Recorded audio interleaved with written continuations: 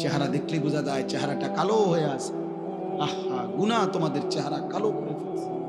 চেহারায় কোনো রসকস দয়া মায়া নাই। চুল চেহারার মধ্যে মুসলমানের কোনো চিহ্ন নাই। সারাদিনের চলাফেরার মধ্যে ঈমান আমলের কোনো নমুনা নাই। একটা বারও পেশাব করে টয়লেট পেপারও ব্যবহার করো না, পানিও ব্যবহার করো না। আহা, এটা কোনো আখলাক? তুমি কোনোদিন কুত্তা দেখো নাই? তুমি রাস্তার কুত্তা দেখো না? কুত্তাও তো পেশাব করে পানি নেয় না, কুত্তাও তো টয়লেট পেপার ব্যবহার করে না। তুমি দেখো না আব্বা, মাঝে মাঝে সবচেয়ে উত্তম হয় ওই কুকুরের সাথে একটা সেলফি উঠাইয়া দুজন একসাথে দিলে ভালো।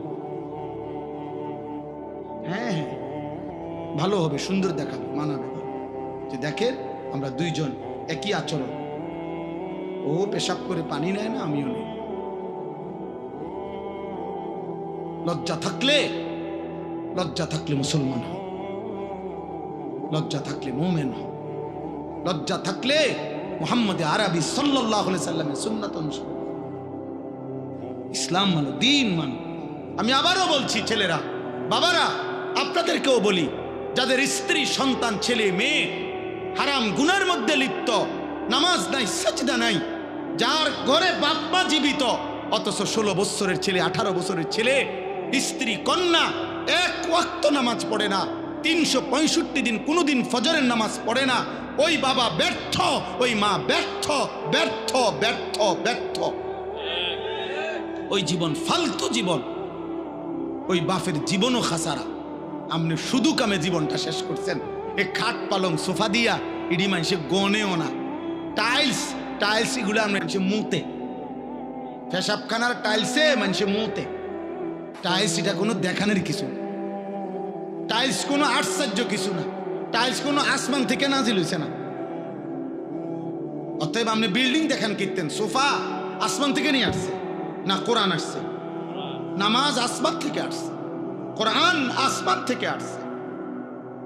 অতএব সম্মান ইজ্জত সেজদার মধ্যে, সম্মান ইজ্জত আল্লাহর কোরআনের মধ্যে। আল্লাহ আমাদেরকে বুঝ দান করে। সুম্মালি তাকুনু শুয়ুখা, আল্লাহ বলেন আবার আমি আল্লাহই তোমাদের যৌবনকে শেষ করে আবার আমি তোমাদেরকে বৃদ্ধ বানিয়ে দেব। দেবে কিনা? আচ্ছা বলেন তো, কোনো ছোট বাচ্চা যখন 14 বছর বয়স হয়, তা আগের হাত পাও এগুলা খুললেই তো নতুন হাত পাও লাগায়, ঠিক?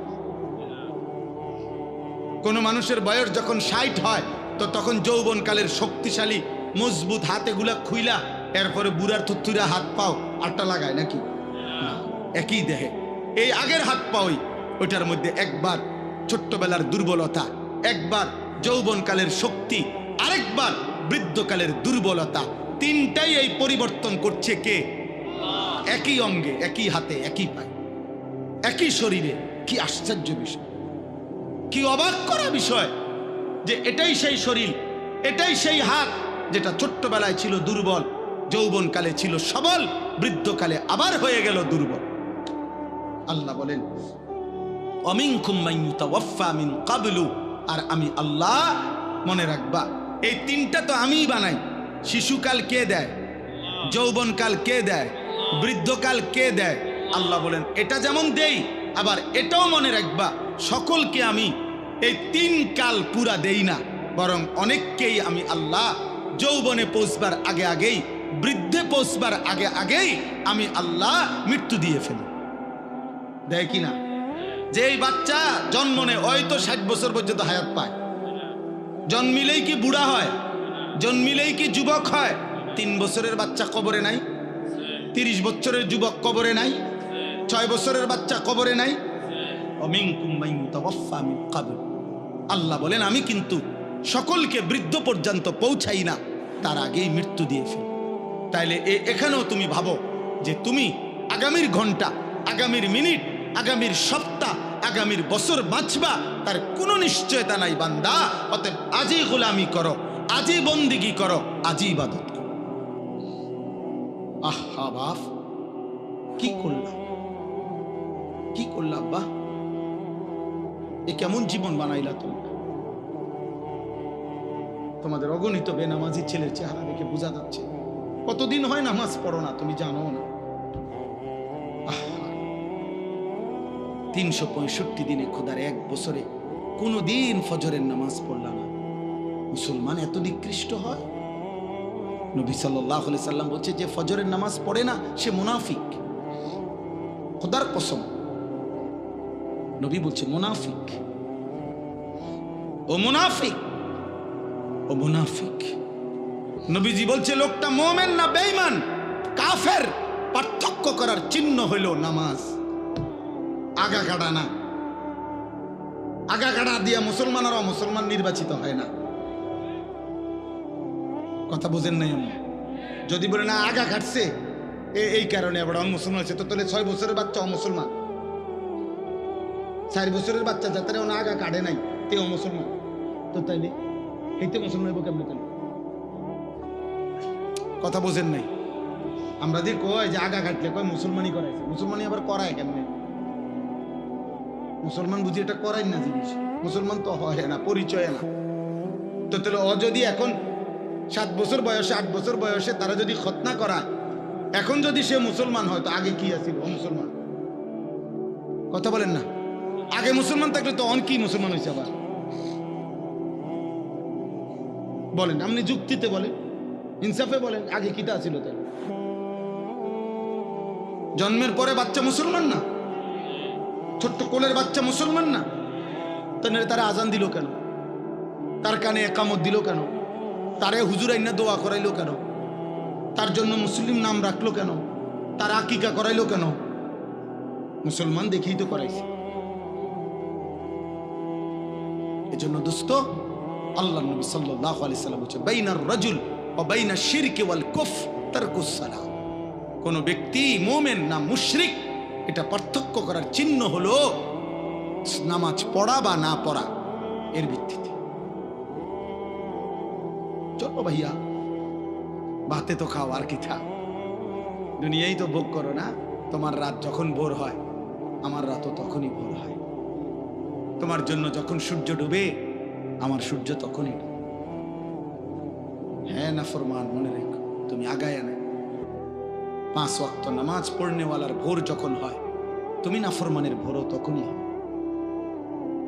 পৃথিবী সমান তালেই আগায়, রাত্র সমান তালেই শেষ হয়। সব রাতই ভোর হয়, বাসর রাতও ভোর হয়, ফাঁসির রাতও ভোর হয়। কিন্তু আখিরাত একসাথে চলবে না, দুনিয়া একসাথে চলতেছে।